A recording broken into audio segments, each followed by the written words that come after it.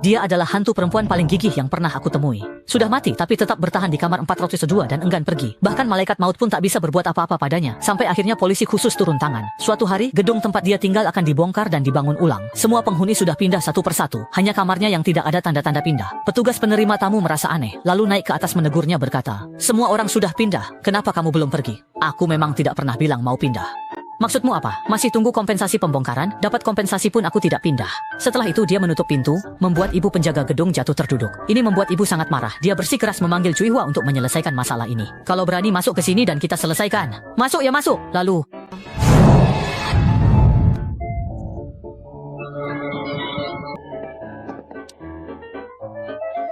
setelah itu, kantor polisi menerima laporan tentang kerasukan hantu di kompleks San Litun pada siang hari. Tak lama, dua polisi patroli datang dengan mobil, langsung mengetuk pintu rumah Cui Hua dan berkata, "Kami dengar ada kejadian aneh di rumahmu. Kami harus masuk untuk pemeriksaan." Namun Cui Hua tidak mengizinkan mereka masuk. Melihat ini mereka makin ingin memeriksa. Awalnya mereka hendak menerobos tapi didorong keluar oleh Cui Hua. "Hanya aku!"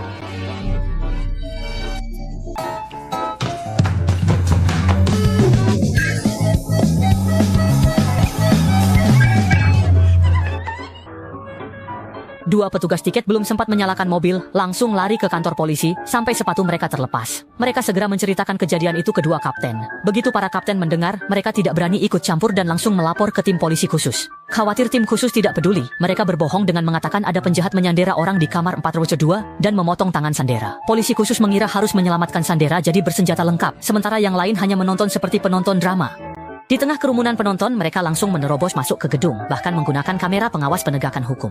Para polisi khusus memang bukan sekadar nama saja. Mereka hanya butuh dua kawat besi untuk mencongkel dan membuka pintu. Namun begitu mereka masuk, mereka malah mendapati Cui Hua duduk santai di sofa. Sama sekali tidak ada jejak penjahat. "Lapor Kapten, Sandera aman kan? Biar saya lihat." Tapi saat polisi khusus mengarahkan kamera pengawas ke Cui Hua, Kapten di monitor tidak bisa melihat apa-apa. Saat itu salah satu anggota tim tanpa sengaja menjatuhkan foto Cui Hua, dan seketika itu juga Cui Hua langsung marah. Cui Hua berdiri menciptakan lebih dari 20 bayangan dirinya, lalu menyerang polisi khusus dengan berbagai cara. Di monitor, adegan mereka dipukuli justru tampak seperti ini. Penonton penasaran malah mengira mereka menari. Kapten segera mengambil walkie-talkie dan memanggil, "Jangan main-main, cepat laksanakan tugas." Barulah mereka bisa bergerak bebas lagi. Saat itu juga Cui Hua sudah menghilang. Anggota tim tegang saling merapat dan mencari ke segala arah. Tiba-tiba, jam dinding di ruangan itu berbunyi.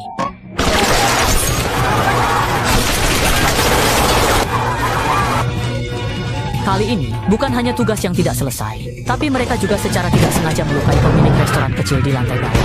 Akhirnya, masalah ini langsung sampai ke kepala kepolisian, yang sangat marah katanya. Namun untuk sementara tidak tahu harus berbuat apa. Pada saat itu, wakil kapten, demi menebus kesalahan karena telah melaporkan kasus palsu, lalu mengaku mengenal seorang master yang sangat terkenal. Jadi mengusulkan untuk memanggilnya agar menaklukkan Cui Hua. Kepala kepolisian hampir saja pingsan karena marah saat mendengarnya. "Kita ini petugas resmi, tapi kamu malah menyarankan takhayul feodal." Mereka memanggil master yang auranya tidak kalah dari Chow Yun Fat. Master ini berwibawa dan angkuh. Setelah turun gunung, hal pertama yang dia lakukan bukan mengusir setan atau menaklukkan iblis, tapi ke warung makan kecil di bawah makan mie telur ceplok. Tiba-tiba dia merasa ada sesuatu yang tidak bersih di ruangan itu, terutama pada nyonya pemilik warung. Setelah berkata begitu, dia langsung mendekat dan menempelkan jimat di kepala nyonya pemilik warung, lalu melafalkan mantra dengan sangat meyakinkan. Seketika, tubuh nyonya itu kejang-kejang. Pemandangan ini membuat kedua kapten di sana tercengang. Hasilnya,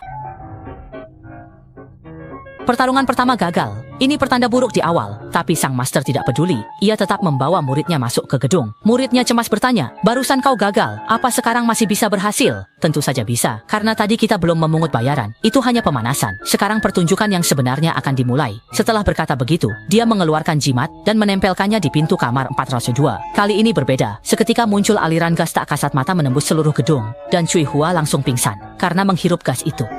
Sang master mengeluarkan dua antena dan segera menemukan sumber energi negatif. Saat membuka pintu kamar mandi, mayat Cui Hua telah menjadi kerangka. Ia meminta muridnya membungkus tulang itu menjadi mumi untuk melakukan ritual menenangkan arwahnya, tapi jimat yang ditempelkan selalu terlepas. Ketika muridnya mencoba lagi dengan air liur tahun 1982, tiba-tiba mumi itu duduk tegak. Sebelum mereka sempat bereaksi, Cui Hua terbangun dan berteriak, "Aku tidak bisa pergi. Aku masih harus menunggu seseorang di sini." Setelah itu, ia mengepalkan tinju dan memukul piano dengan keras. Lalu,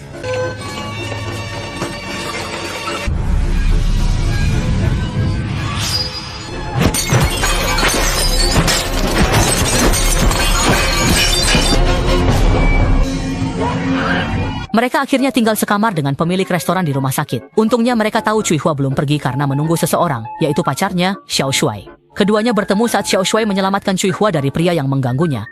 Xiao Shuai maju menghentikan pria itu dan membantu Cui Hua keluar dari situasi itu. Tapi ia justru dipukuli hingga lengannya patah. Sebagai permintaan maaf, Cui Hua datang setiap hari merawat Xiao Shuai. Seiring waktu, cinta tumbuh di antara mereka dan mereka menjadi pasangan. Namun, ibu Xiao Shuai, seorang Taipan, mengetahui hubungan mereka dan tidak menyukai latar belakang keluarga Cui Hua. Ia memaksa Xiao Shuai melanjutkan studi ke Amerika untuk memisahkan mereka. Setelah tahu ini, Cui Hua marah. Untuk membuktikan ketulusannya, Xiao Shuai mengundang Cui Hua ke kelas besok malam pukul 8 dan berjanji memberikan komitmen cinta padanya.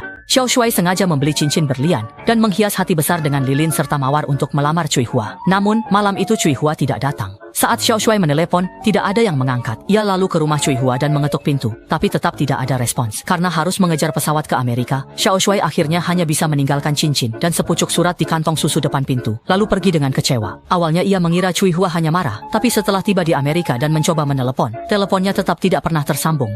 Akhirnya, ia menelepon sahabat baiknya untuk mengetahui kabar Cui Hua. Namun, sahabatnya ternyata sudah menerima keuntungan dari seseorang, lalu berbohong dengan mengatakan Cui Hua sudah bersama orang lain, hampir tinggal serumah, dan menyuruh Xiao Shuai melupakan Cui Hua dan fokus pada hidupnya. Setelah itu, telepon langsung ditutup. Xiao Shuai yang mendengar itu terpaku, tanpa tahu bahwa saat ia mencari Cui Hua, sebenarnya Cui Hua ada di rumah. Hanya saja hidupnya sudah berakhir. Tepat saat Cui Hua hendak pergi ke tempat janji mereka, tiba-tiba seorang pria masuk ke rumahnya. Pria ini pernah memukuli Xiao Shuai, dan dia ayah tiri Cui Hua. Sejak ibu Cui Hua meninggal, pria ini sering datang setiap beberapa hari.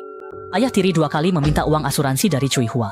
Karena Cui Hua menolak, dia marah dan berniat berbuat tidak senonoh. Dalam pergulatan, Cui Hua tanpa sengaja menusuk matanya dengan pena. Ayah tiri kesakitan dan marah, lalu menyerang Cui Hua seperti orang gila. Cui Hua sigap menghindar. Ayah tiri jatuh dari lantai atas, dan Cui Hua juga terluka akibat tusukan itu. Saat itu Xiao Shuai menelepon. Dia berusaha mengangkat telepon, tapi tubuhnya tidak bisa bergerak. Setelah meninggal, dia melihat surat dari Xiao Shuai. Jadi dia menunggu Xiao Shuai di sini. Dalam suratnya, Xiao Shuai bilang hanya pergi 6 bulan dan setelah itu akan melamar lagi, melanjutkan lamaran yang belum sempat dilakukan. Bahkan saat malaikat maut datang menjemput, dia menakut-nakutinya hingga tidak bisa berbuat apa-apa. Untungnya usaha keras tidak mengkhianati hasil. Malam itu, Xiao Shuai kembali. Melihat tempat itu dipasangi garis polisi dan dilarang masuk, dia pergi ke restoran kecil di bawah untuk mencari tahu apa yang terjadi. Melihat pria tampan datang, nyonya pemilik restoran langsung bersemangat dan pipinya memerah seperti apel. Sebenarnya, apa yang dikatakan sang master benar tentang nyonya pemilik restoran. Sejak suaminya tertembak, beberapa hari ini dia sangat sedih. Bahkan saat suaminya di rumah sakit, dia tidak menyerah. Sekarang, ada pria tampan datang. Apapun yang terjadi, dia ingin mendapatkannya. Anak muda, kamu dari luar kota ya? Tidak punya teman, jadi tidak ada tempat tinggal kan? Rumahku luas loh. Waduh, pria muda setampan itu mana tahan digoda. Buru-buru berdiri dan hendak pergi. Melihat itu, nyonya pemilik restoran pun menyerah. Temanmu di kamar nomor berapa?